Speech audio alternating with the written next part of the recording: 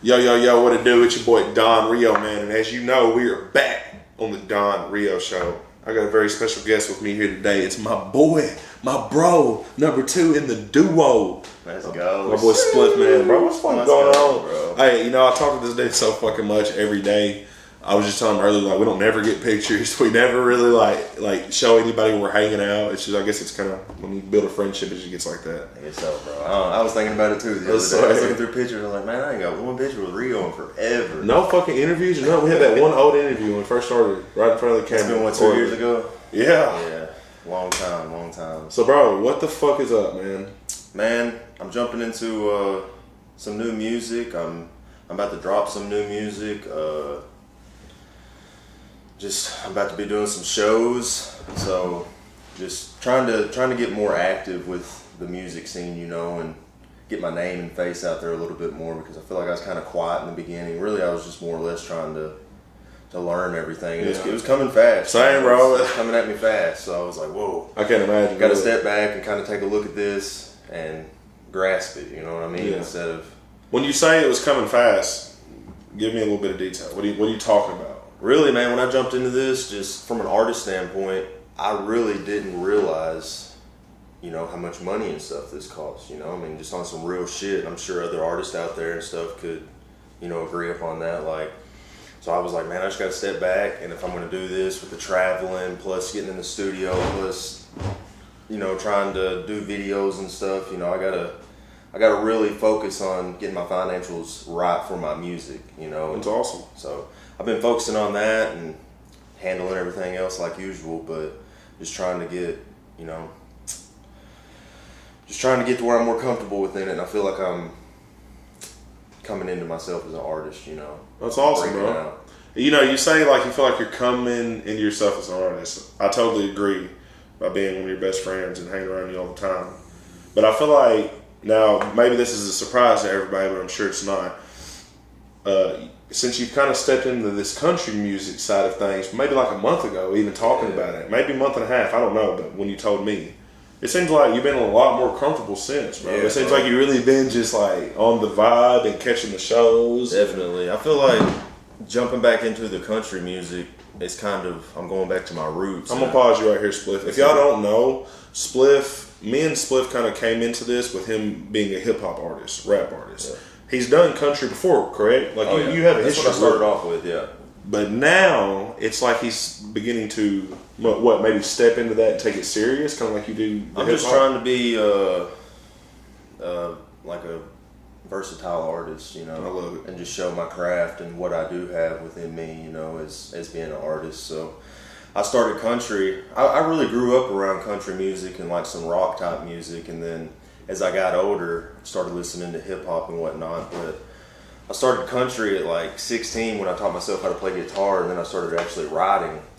Put out a couple songs, not on any platforms other than YouTube. But then I got in some trouble, and when I got in trouble, I went to jail for 3 months, got out for 3 months, and then I went to prison for 3 years, and I just thought life was fucking over. You know what I mean? Dude, fuck yeah. So I just thought it was over with, and I got out at 22 and didn't continue pursuing, the music and whatnot. I just, went to work and just kind of fell into the systematic way of life, I guess, and just thought that's what So you wanted to be a little country star?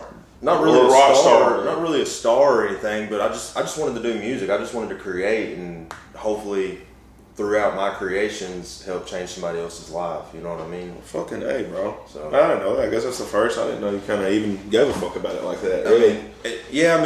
All in all, this music for me is like a therapy. You know what I mean? So, I know with me, I just want to draw in true fans and true believers of who I am, and really listen to what I listen to, and can connect to it, and hopefully help them in some way, That's it, bro. Because I know a lot of music throughout my life, country, hip-hop, rock. I've teared up on some songs, bro. Same. I love country music. Oh shit, that hit me. Just today I was listening to Zach Bryan's new album he dropped. I don't know if you know who Zach Bryan is. I know who he is, but I don't know about his new album. Well, he just dropped it two days ago, maybe yesterday or 3 days ago, and just the first song, hit me hard. I mean, I was sitting over there, my girl was sitting in the passenger seat, and I just looked at her. I was like, this shit got me crying. Oh, dude, that's how you know the music's good, though. Yeah, man. That's kind of how you're, you know, that changing my ways. Yeah. That you did the other day, man. That shit had me the same way, bro. Hell yeah, man. I felt it a lot more. I can honestly say that I like that little acoustic version a lot more. Really? I fucking swear, bro. I'm really wanting to do something with what I was calling the acoustic sets, and I'm wanting to bring in other hip hop artists and allow them to do something. Have you ever seen the guy that does the ukulele? Yeah, some people, and he walks with the artist, bro. Something like that, but with an acoustic guitar, and call it the acoustic sets, you know? So any artists out there that'd be interested in something like that, definitely hit me up, you know? So basically what Spliff is explaining is that you can like come to him, he can play your guitar or your brother. My brother, me, you know, just... Yeah, and as you, basically you'll kind of like just say your song as he, you know, plays the, it's basically an acoustic performance. You can look into that. And that's dope, though. It's cool. Yeah, that is cool. That's awesome, bro. I didn't, man, like you keep hitting me with these, you need to do this shit. Yeah, I'll help you, bro, like straight up. Absolutely. Well, Spliff, we're going to get off of who you are, kind of, but we're going to get into these questions, bro. I got some questions. I want to let everybody know this is my first time actually looking at my script while on the interview. I kind of feel like this is a lot easier, a lot less stressful. Yeah. So, you know, I'm going to do this. So, the first question I want to ask, bro, is what is your favorite song that you have done? Before hip-hop, probably... Give them something that's released on all platforms, please. Oh, on all platforms right now? Probably Stoner Song. Real? I mean, real talk. It's just a good vibe song, you know. Talk to them about it. It kind of lets you know who I am as a person, man. You know, I like my cannabis, I like my dabs, I like my edibles and stuff, and in a way, I guess it's kind of a fun song, you know, and just showing who I am as a person as well, you know. So, fucking Stoner Song. Stoner Song, man. I feel like a lot of people would fuck with that song too. Dude, I don't remember if that was your first song or your second, but that was one of the that's the classics when it comes to Spliff, man, bro. And shout out Big Will Beats, man, for real. Big Will went crazy on it. But I think I'm Up Too was my first hip hop recording, which was with Big Will. Then we went back. Bro, when we recorded Stoner Song, we thought we was gonna fucking like that was the song. we was saying this is the one. I swear, like it's crazy, bro. It's crazy. It still could be the one. At times, really. It's just, and since then, I feel like I've maybe changed up, evolved as an for artist. real. You know, didn't even turn out to really be that. Whenever I first came into hip hop, I really just thought, listening to rap and stuff, I just thought it was about rapping about street shit and weed and money. Yeah. There's this other side, a deeper bro. sense to it if you can, if you can put it on the paper and put it. I don't understand it, bro, but I feel it. Yeah, I feel what you're talking about, bro. There's and nothing wrong, with all that street shit or nothing, but I just had to take a step back as an artist and talk to myself about it. Like, is that what you want to do? That shit's lower energy, brother. Yeah, and that's how it makes me feel. I've lived that street shit. Yeah. I feel like I've evolved away from it. And it's just growth, man. Dude, sometimes it just seems like that street shit is just the most uncomfortable. Yeah. Like,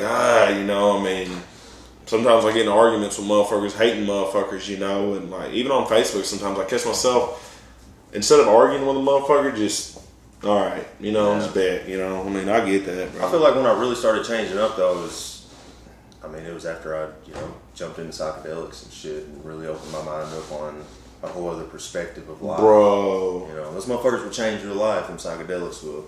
Tell us about magic mushrooms and your experiences and just,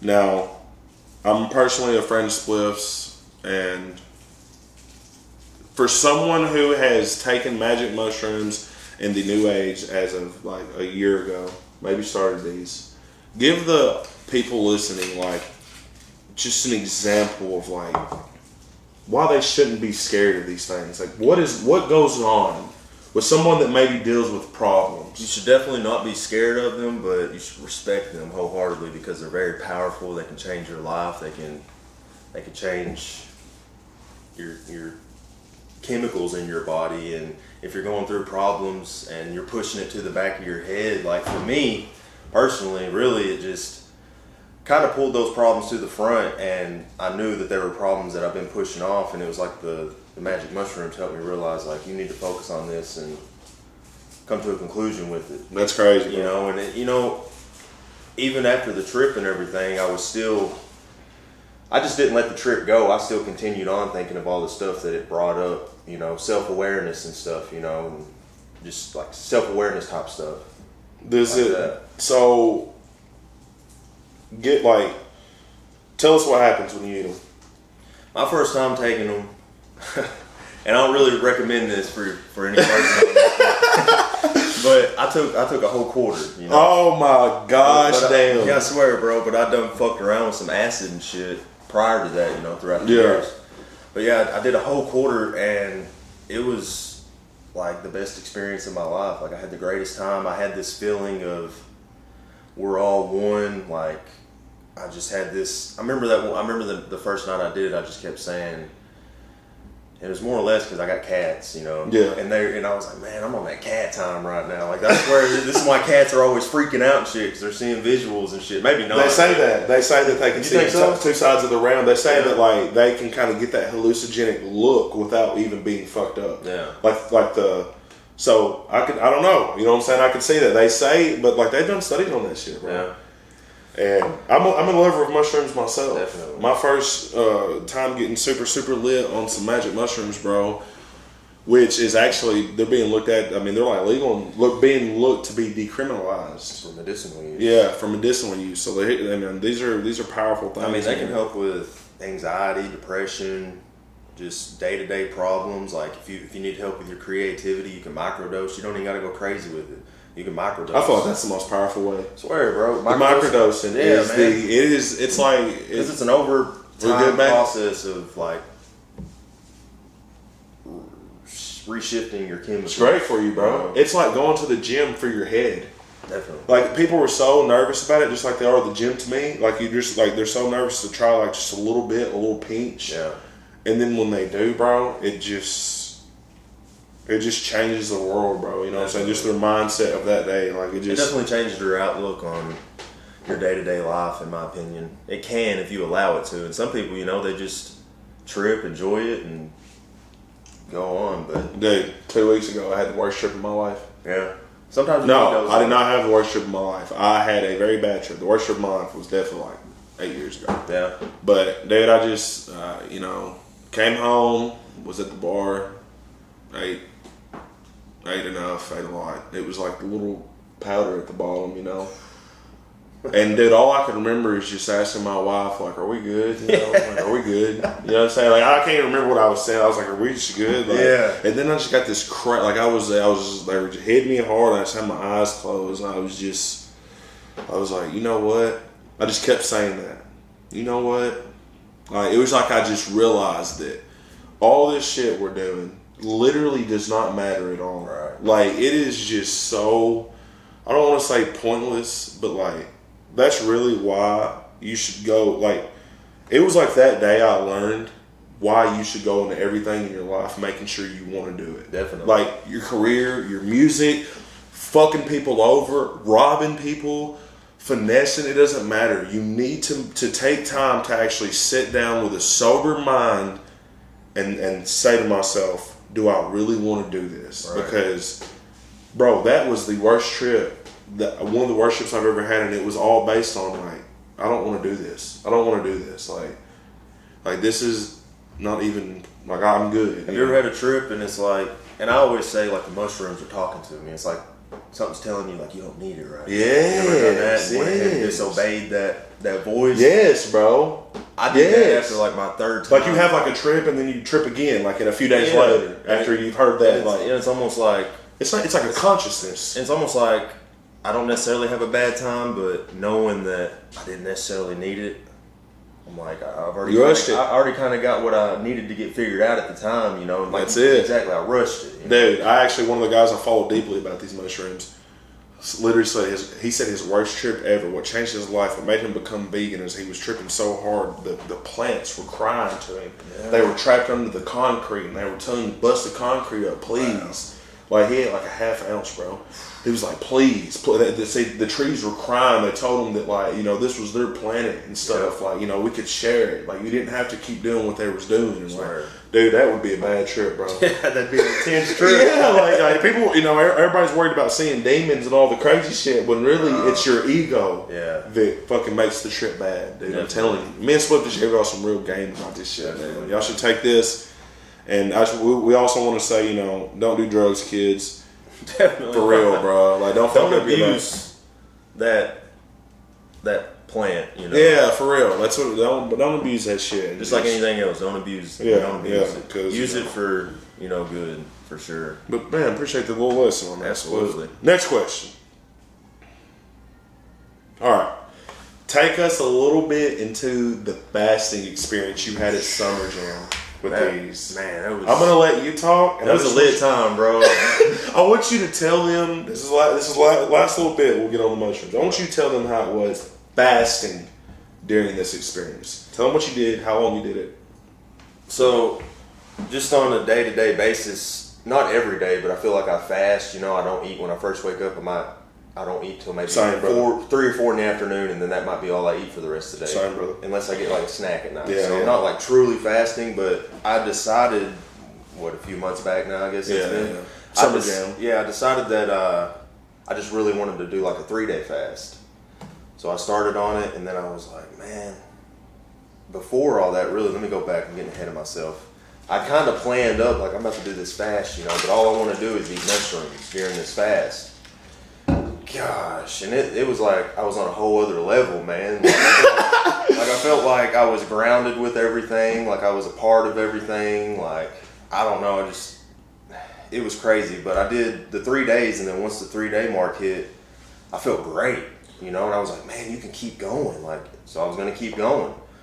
I think I made it 4 days. Yeah, you know, did. And then I broke my fast, and you made it longer than me. Yeah, he made it longer. I fasted for like 70 hours. It was like 71 hours, and I was just like, fuck it. I broke it. So, dude, I'm telling you, the shit takes, and you feel so rewarding afterwards. Definitely, man. I even got my wife in intermediate fasting. Like, we make sure we eat after 2 and before 6, sometimes 7. And then she can just tell you straight up, like, just like that. Your body will always reward you when you put the human body through adversity. Mm-hmm. Like, that's what it is. Even like they say cold plunging for 3 to 6 minutes.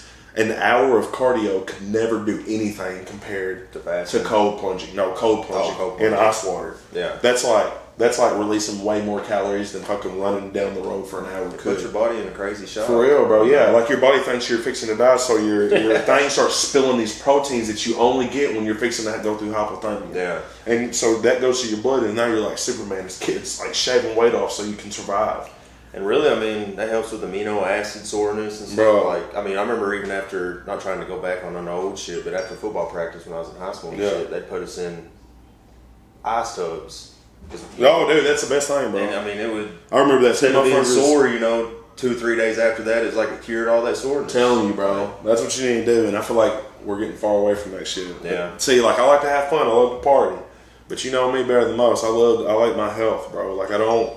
If I eat like shit one day, I definitely don't eat like shit for the next 2 days. Like, and if you can just, that's not the best, but if you can just get used to it, your life will be, we'll just stay healthy, you know? Next question. You believe in aliens, bro? Man, I really, really do. I believe that there's other beings than just us. And I believe that, I don't necessarily believe, this is more of a conspiracy. There's been so much going on here lately. Yeah, now they're releasing it on the news and stuff. But and I also read 2 years ago that the whole alien invasion was going to be faked. Like Project Blue Beam? I don't fucking know. Yeah, sure. Yeah, I just read it on the fucking interview one day. I think that's what they call that conspiracy, is Project Blue Beam. And if you see now, they're getting a lot better with holographics and shit. Oh, dude. I never thought about that shit at all. There's really a lot of weird stuff going on in the world, and I think now that they're coming out telling us about aliens, there's obviously something bigger they're trying to cover up. Because well, Elon Musk said this himself about a month or so ago. He said, if there's any life outside of this planet, there's either none at all or there's a whole bunch of it. Yeah. And they're ahead of us. I believe that. The pyramids and fucking wherever are literally lined up to a perfect measurement with these certain planets and shit. Planets and constellations of stars. Yeah, like it's to a fucking T. Yeah. Like, so fuck what everybody else has to say. And if it's not, they can usually do they have technology now, and there's probably like the polar shifts and stuff, you know, that could have affected why it's this much off. Yeah, dude. What do you think the characteristics of like an alien would be? Like, what do they look like? Yeah. Or how would they act? Or Maybe maybe what they would look like, and let's just act like there's one alien race. Let's act like there's one alien race, and they just crash landed on this motherfucker. What you think's fixing to walk out that fucking ship? Really, that's a tough one, man, because they put out all these images already, you know. So that's what I got in my head, you know. But more or less, I mean, to them, we're aliens. So, I mean, they can look just like us. But I was talking to somebody the other day about that and why they're really not approaching us as heavy as they are, if they are approaching us. Yeah. It's because their race of whatever they are, you know, is like they came together as a conclusion. It was actually my brother Cody I was talking about this to. He was telling me about it. He said, there's this guy that was talking about how the aliens really aren't coming to us because we're still fighting amongst each other. Yeah. As a race. As a human race. Yeah. You know, instead of coming together as one, and he thinks that these other alien races that are so much further ahead of us have all came together, and that's why they evolved like they have. And then over time, you know, they all kind of started, I mean, I guess with the big black eyes and whatever else, you know. But I don't know how they would be. I don't know if they would, I mean, I'm sure their language would be different because just here on Earth, you know, we all got different languages and stuff. So I could almost promise you that they are skinny. They probably do have that gray look, maybe. Yeah. You know, but this is what I think about when it comes to aliens. I really think what's more important about aliens is their superpower probably lies in their head. Like they've learned how to access that part of the brain and stuff. Yes, like they're like when you talk about being grounded to your earth. When you talk about like this earth, maybe like when our feet is touching the ground, there's electric going through our body that makes our blood move a lot faster. Yep. You always hear like the aliens have these machines that like, you know, can draw that stuff. Yeah, like think about us just putting a ship through the water. We don't rely on if the ship can, we rely on if the ship can handle the weight of the water and boats, right?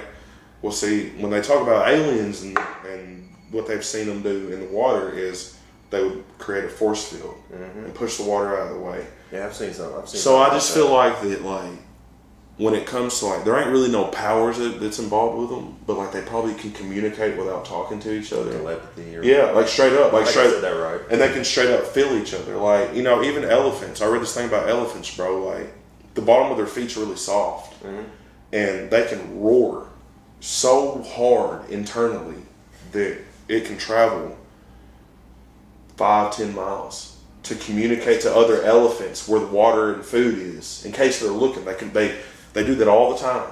That's insane. Like for real, like it's nonstop noise and chatter, like what it would be in New York City. It's nonstop, you know. That's kind of what I'm getting at. Whenever, like earlier when I was talking about the mushrooms, first time I took the mushrooms, and we're getting away from that. Definitely, the processed food. We're all one. You know what I mean? Yes. We can definitely communicate. Like we're God. Have you ever been in a room with a buddy and you can just look at him and like that buddy wants to go outside and you can just tell like me too. You know? Yeah, dude. That's kind of what it is, but we're just not fully. You're just not there. You don't realize we're not accessing that. You don't work it enough. You got to work it all. Like, dude, you got to think about how hard is it to get the good shit in life. You got to work for it. Even a good body, a good heart, a good mind. You can't eat bullshit. Like that's what I'm talking about. Like us as a human race, we've gotten away from that. But there's people that are said to be able to harness like humans are said and are believed to be able to harness powers from the earth and shift and change like could just start burning that fucking wood fucking from like nothing. Like I seen this Chinese dude put some like shit in his mouth, bro, some damn sawdust, and started a fire with it by breathing. Literally. Okay. In and out. And it was like, that's what I'm saying, technique. Yeah. Technique and knowledge, I feel like, is the true power of like, you know what I'm saying? Because a rich person most of the time is stupid without the knowledge. Exactly. There's always that super rich person. I swear,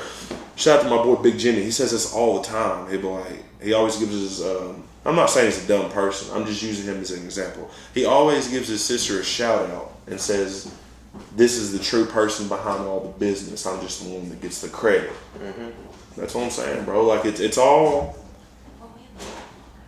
like, maybe I'm talking a lot, but I think everything in life revolves around meeting people that, like, your cylinders can fire on. You're talking about like ideas, vibrations through life. Yes, that's what it is, bro. You can't be with like a toxic person. It's just toxic. Y'all can't make it work. You can love them to death. Your mind, body, and soul can love them. I believe that, but they're not good for you. Yeah, I believe that wholeheartedly. I believe in the whole vibrations things, like, because everybody that I've found myself surrounded by are creators, even if they're not going after it necessarily. Yes, they still have it in their head, weirdly and oddly. Yeah, yeah, that's what it is. Misfits. I mean, even with us, you know, like we met 2-3 years prior to even jumping into what we're doing. Yeah, now, and there was still something in the universe with the vibrations throughout the universe that connected us then to get going with when we did get going with it. That's it. I actually jumped into trying to make beats and stuff. Didn't work. You actually went into the country music, ended up going to prison. Didn't work. You always kind of find yourself back doing what you truly can love. You know what I'm saying? Like, it's just kind of crazy. But either way, bro. So I just wanted to kind of talk to you about some aliens, bro. See what the world was like. The world's fucking crazy. Next question. We're at 26 minutes. Awesome, that's perfect. All right, Spliff. This is the question I've been kind of real nervous to ask you because I just watched this crazy shit happen in Montgomery with the. Did you hear about that shit? Yeah, bro. Montgomery boat that chair, boy. Damn. So, but I had this question picked already, so I'm gonna ask you. Them white folks were in the wrong, by the way. I swear they were. They were, bro. There ain't no kind of two. They were really in the wrong and shit. And they were in the wrong. Look, here's the thing. Here's my thing. I don't agree with anything that they did. I was definitely on the black people's side. Yeah. But here's the thing: is you can say whatever you want to me. Don't put your fucking hands on me. Right. And that's what they did. They put their fucking hands on somebody, and they paid they got the repercussions for it. They got handled. Yeah. That's how it is. You know, like, I've been handled for putting my hands on the wrong person. That's it. That's what I'm saying. Like, you know, that's what it is. I feel like we need to keep it at that. I don't really like that. I mean, I'm white and black, bro. I don't really like to see color because it always puts me in this awkward position. Right. You know what I'm saying? Like, I have best friends who are white as fuck. Fuck best friends who are black as fuck. I literally have best friends who are nerds and best friends who rock, like, for real. You know, like, it's just like I really live that life. So I'm gonna ask you this next question and ask you with caution. Okay. You're my boy. I've known you for a while. You have a mixed child, okay? But I also know that you're with Two Turnt Tiff, which is our homie. Right? Yeah. That's your girl. She's a white girl. Yeah. Can you explain to us in the good, like the peak of your relationship where things are running good on both sides, what's the difference in them, being with a white girl and a black girl? I really can't tell you because I really wasn't like with my daughter's mom or anything, you know, and you know, shout out to the black women, man, you know, are some beautiful souls for real, but I was just with her kind of like some one night stand type stuff, you know, we hooked up a few times and then she ended up getting pregnant. Oh, really, you know, like I feel like that would have been, I would have been unhappy with her, you know. She definitely didn't have the outlook on life that I did, but she had me a beautiful daughter, you know what I mean? Yeah. But being with who I am now, you know, just I got a son with her, which my son's Swade, and then she's got another son, and I don't know, bro. I feel like she truly loves me. She takes care of me. She takes care of my kids for me. But so I really didn't get to experience that with a black woman or anything. Oh, okay, I feel you. You know, but still, even, you know, I went to prison. I didn't even know I got, you know, my daughter's mom pregnant at first, and I got in all this trouble and got sent away. And then throughout my prison sentence, I found out that. Oh yeah, you didn't even really get to. Yeah, bro. So I missed, you know, 3-4 years of her life, and then, but now, you know, I got full custody of her and everything, and she's living with me. And shout out to my daughter Harmony. She's an amazing soul. She really super creative. She's super cool. I walked in the other day. She was like, "What's up, bro?" Yeah, I swear, man. Like, that's awesome, bro. Her and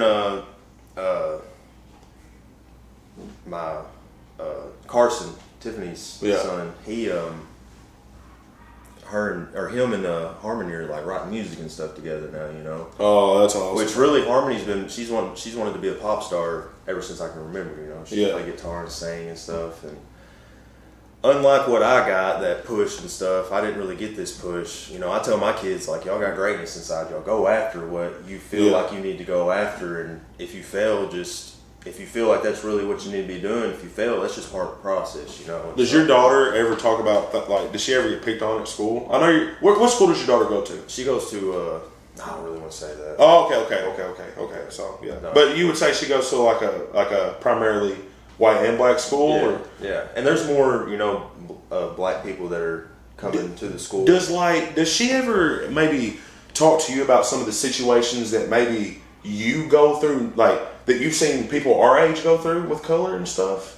Like with white and black, does your daughter ever come to you about problems in school with white and black too? Like, is it? No, not really. I've asked her. I was like, "How's school? You know, is everything all right? You know?" And just like I've asked Carson too. You know, I'm Yeah. like, "Do you get picked on at school?" No, I mean everybody's cool with us. So I just always wondered. Like, I just never really heard about color, man. I just feel like that kind of comes along throughout getting older and stuff. I don't know Adulthood, why. you think? Bro, I went to an all-white school. I went to Brooklyn. Like when I graduated, there was probably 8 black people. Really? That, like, I was talking hood before I went there. I literally had a different accent. And when I went to there for 3 years, I started talking country, bro. All southern and shit. Straight up. Like it was not because I wanted to be like them or nothing. It was straight up because, like, I got in trouble with Jonesboro, bro. I moved in with my boy Clay. We went to fucking Brooklyn. The only time I was ever in the hood is when I was at his house with him, and we just stayed in and played the game. And we, like it was so crazy, bro. I really feel like I went through like a straight up culture shock. Yeah. Like if you ever went to Germany and lived 20 years in Germany, you will come back talking different. Oh yeah, you'll have a different accent. Like, dude, that's straight. Like, bro, I promise, I swear to God, y'all, I'm not lying, bro. I'll get my boy Vibe to fucking vouch. I used to talk hood as a motherfucker, bro. And then I kind of just developed it straight up. Because I've always talked a little country. You know, motherfuckers from the South always had this little slang. Even black folks got this little country slang to it. Yeah. Well, it's like, it's, you know, I just, like, when I went to that all-white school, boy, it just all fucking came together. It was crazy, bro. I don't necessarily think my kids or anything are getting picked on in school, you know, and I don't know if they're. I tell them not to ride along that popularity line and stuff, you know, just because I'm hard on my daughter, you know. And the other night, I was taking her ponytail out of her hair, you know, and I just turned around and I said, "You know why I'm so hard on you, right?" I was like, "Because I know how tough this world is, and I know it ain't gonna give a fuck about you." It's really not, bro. You know, because I've experienced that, you know.